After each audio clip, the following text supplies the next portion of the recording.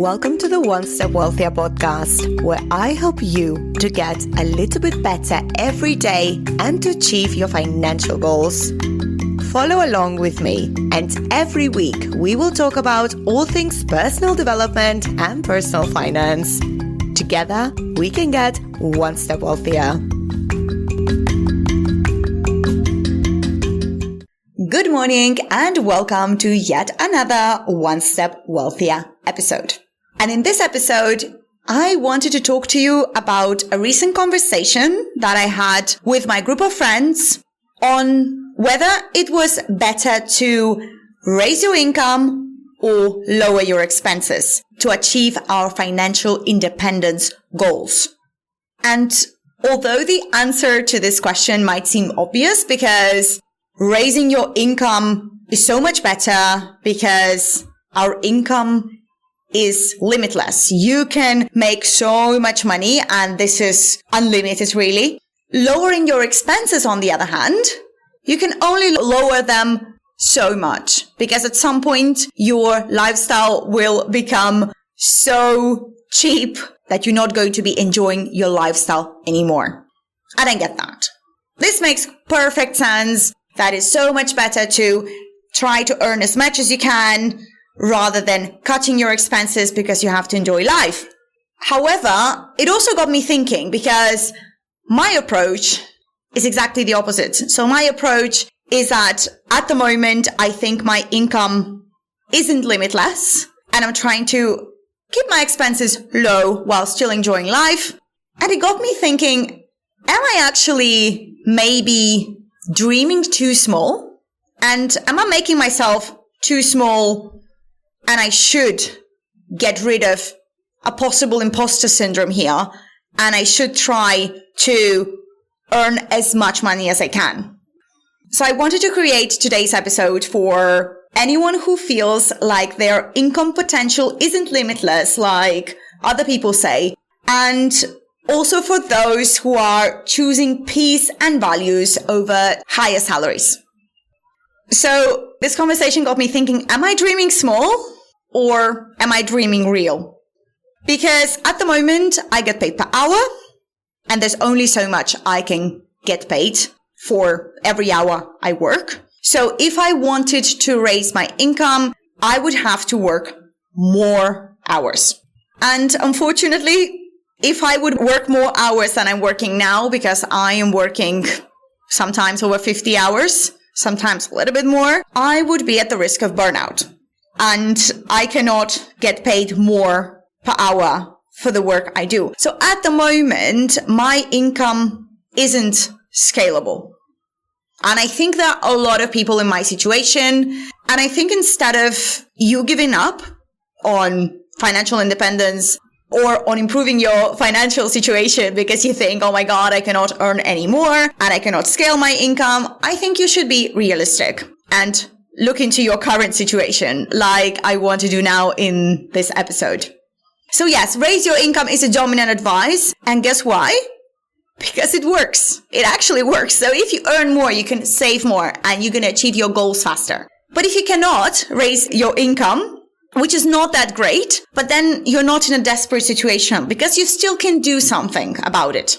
And raising your income works phenomenally in scalable careers. If you're in one of those careers, by all means do that. And I congratulate you because you're very lucky. But also for those who are not in such a scalable career, it's okay as well to be in not such a scalable career. So I was thinking, is that an imposter syndrome that is haunting me because I'm thinking that I cannot earn more? Or is this just my situation at the moment? Because I have the financial advisor qualifications and I could seek for a more scalable job. So in the financial advisor career, I could possibly earn more, but at what cost? Because I thought about it so long and hard. Should I just give up my peaceful, so to speak, my not very intellectually engaging job, and should I proceed to become a financial advisor and sell things that I don't believe in? Because if I was an engineer or if I was in tech, and if I didn't have to sell things, I would happily do that. But I studied translation and interpreting. So should I go back to university and study IT or study tech, study economics, or should I just stick to where I am and play the cards I have now the best I can? Or should I go and try to seek new cards? Because I'm thinking that might not be an imposter syndrome. That might be just my current situation, and I'm not playing the victim here. I know that we can all change our situations. But then I look at my job, and it actually gives me the peace of mind that I need.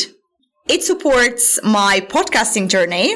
It actually keeps me creative because it's not that intellectually stimulating, so I can get intellectually stimulated by other things. So I can produce my content while I'm in my job. And also my expenses at the moment are very low. So I still get to invest 50% of the income I make during my job. And yes, my job is not fancy, is not something that I enjoy talking about in networking situations. However, it actually allows me to go on that financial independence path without burning out or without having a job that is overly stressful. So is it like a loser mindset? I don't know, but it works for me.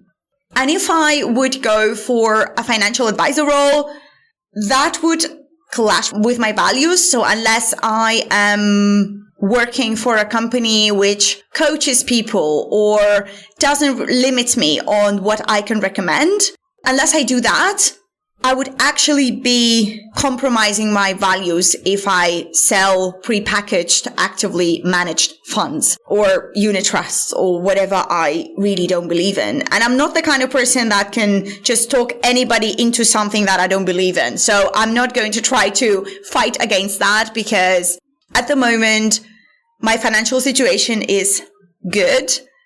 And what I don't want my work to compromise with my values because my integrity is actually my number one value. And I don't want to be the person pushing products that I don't actually believe in. And yes, I do not want to sacrifice my integrity for a role that would be scalable and would pay much, much, much more than my current role. So I think we define ambition as something that you have to thrive for and you have to climb the career ladder. And if we don't, we're not ambitious. And that's not necessarily like that. There are other ways to be ambitious. You can be ambitious in your life without wanting to sacrifice your values, especially if your value number one is integrity. You're not a loser if you're not pursuing the highest paying career and if you're not climbing the ladder. And I think what I'm trying to convey is that you can still build slow and you can still achieve aligned success. You don't have to take shortcuts if you don't want to, obviously.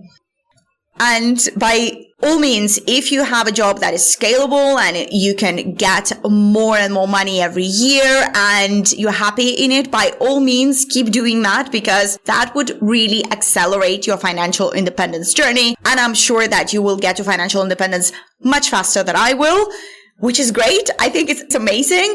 But if you don't have the scalable job, you're not a loser and you're not lesser than. And that might not be because you have imposter syndrome and you're thinking, oh my God, because I'm a woman, I cannot earn more.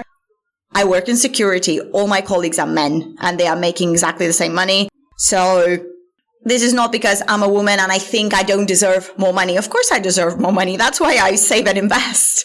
And I want to have more money and I'm going to be very rich in the future.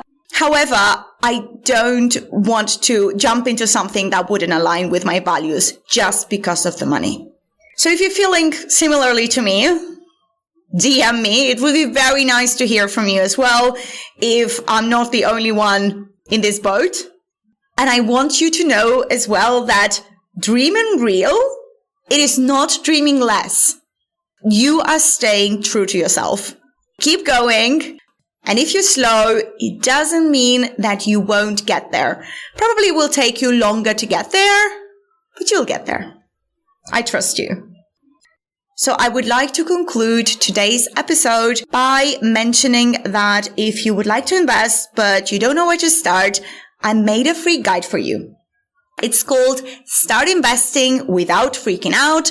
And this is a guide I wish I had 10 years ago when I had no idea where to start and I didn't know it was for me. I was never a high earner and I thought that investing was not for people like me. So I made this guide just for you. Just click on the link in my Instagram, Facebook, or in this episode description. And if you like this episode, please share it with someone. It helps more than you think. And remember that the best time to invest was yesterday and the second best is today. And please note that this is not individual financial advice. Always do your own research before making any financial decisions. You have just invested in your personal development by listening to this podcast. Thank you for being here and helping yourself to become one step wealthier. Don't forget to subscribe to access new content every week and to better yourself. Stay wealthy, and I hope that you have a wonderful day.